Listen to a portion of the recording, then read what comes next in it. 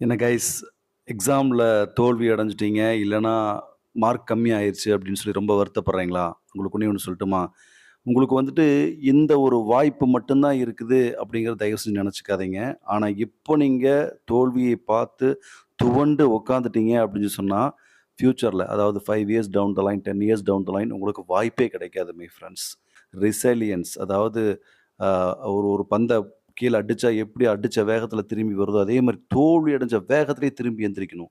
எந்திரிச்சு அந்த தோல்வி எனக்கான ஒரு தோல்வி அல்ல. இன்னொன்னு வெற்றி பெற்றவர்களுக்கு என்னுடைய வாழ்த்துக்கள். ஆனால் தோல்வி அடைந்தவர்களை விட வெற்றி பெற்ற நீங்கள் மிக, மிக, மிக ஜாக்கிரதையாக இருக்கணும். ஏன் அப்டின்னா, வெற்றி பெற்றுட்டோம், நல்ல மார்க் வாங்கிட்டோம் அப்டிங்கிற அந்த சந்தோஷமே நம்மள மேல கொண்டு போயிரும். அதுக்கப்புறம் மேலும், மேலும் வளர்ச்சி அடைய விடாது. அதனால வெற்றியாக இருந்தாலும், தோல்வியாக இருந்தாலும் அது 2யுமே ஒரே கண்ணோட்டத்தோட, ஒரே ஒரு ஆ